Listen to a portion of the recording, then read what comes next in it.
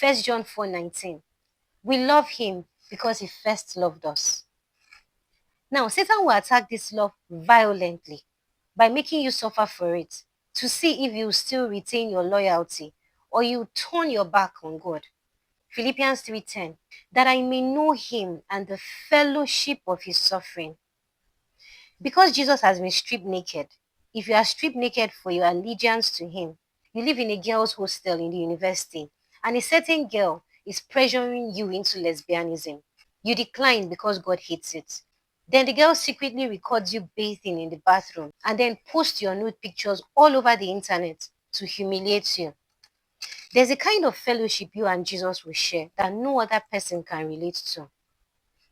Because Jesus has been beaten up, if you are a deputy vice chancellor in a university, which is infiltrated by cultism among the students, and in obedience to Christ, you speak up against cultism and even begin an orientation for the students to say no to cultism. If you are beaten up by the cultists for this, there's a kind of fellowship that you and Jesus will share that no other person can relate to. Because they killed Jesus, if you are the minister of women affairs, you serve in a government of a country where there is a big organization which goes to secondary schools all over the country to recruit underage girls into prostitution under the guise of skill acquisition during a 2-week trip, and the girls always go missing and never return home. If in obedience to God, you publicly condemn this organization and seek to shut it down, and the top guns in the organization send assassins to kill you, then the assassins shoot you and you die. There's a kind of fellowship you and Jesus will share that no other person can relate to. Because Jesus was spat at, if you have made a promise to yourself to abstain from sex until marriage, and because you repeatedly turned down the request of a certain toxic narcissist who loves to humiliate people, then he and his friends, because you said no to him, embark on an organized mission to spread lies about you, which assassinates your character and make people avoid you and treat you like a disgusting being. There's a kind of fellowship you and Jesus will share that no other person can relate to. Because Jesus has been said to be using demonic powers before.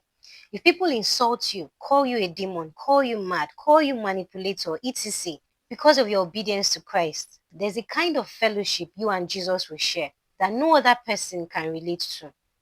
Because Jesus was refused access to a certain place. If you are kicked out of a place, deported from a country, your passport seized, you are banned from entering a place, your membership in a social group is terminated because of your obedience to Jesus. There's a kind of fellowship you and Jesus will share that no other person can relate to. Because he was constantly challenged and negated by the Pharisees when he taught. If you tweet, post, share, comment, or say something on the internet in line with your commitment to Jesus, and you get a huge backlash for that, there's a kind of fellowship you and Jesus will share that no other person can relate to. Because Jesus lost followers at some point.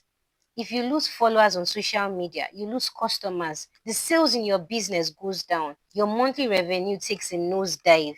If you or your brand gets cancelled for standing with Christ, or as a pastor, you lose church members, there's a kind of fellowship you and Jesus will share that no other person can relate to. Persecution is painful. It hurts. It can be traumatizing. It brings tears. It brings heartache. It causes grief. But it solidifies your faith. It makes your commitments to God stronger. Besides, every sorrow, every pain, every tear you have shed on account of your allegiance to Jesus will be wiped away. Revelations 21, 2-4. And I, John, saw the holy city, New Jerusalem, coming down from God out of heaven, prepared as a bride adorned for her husband.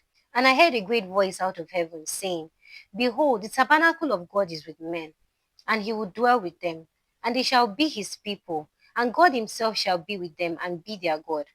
And God will wipe away every tear from their eyes. And there shall be no more death, neither sorrow nor crying, neither shall there be any more pain, for the former things are passed away.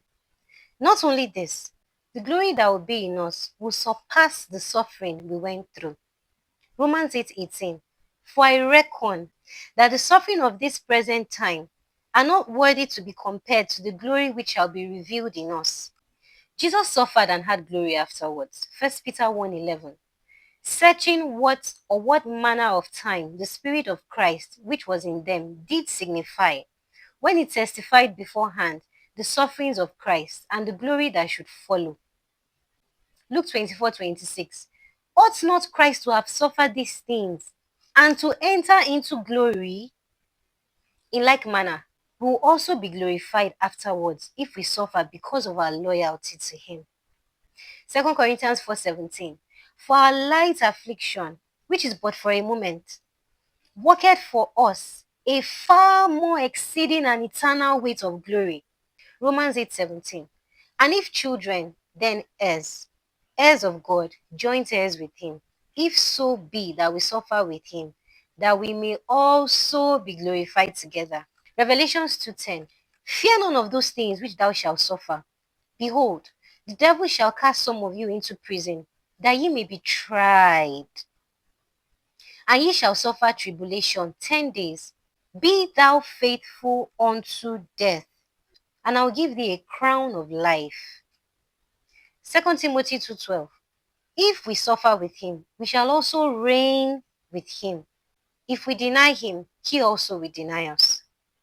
Not enduring persecution is synonymous to the plants that had no depth of soil and grew up quickly, but also withered away quickly. Matthew 13:20-21. But he that received the seed into stony places, the same is he that heareth the word, and anon with joy receiveth it. Yet had he not root in himself, but dureth for a while. For when tribulation or persecution ariseth because of the word, by and by he is offended. Malachi 3:2. But who may abide, who will remain, who will stay the day of his coming, and who shall stand when he appeareth? For he is like a refiner's fire, the fire of a refiner of gold, and like a fuller's soap, like the bleach that makes clothes white. Who may abide, who shall stand? So it is very possible to not abide in the fire. It is very possible to not stand in the fire. It is very possible to jump out of the fire and say, no, I cannot go through with this.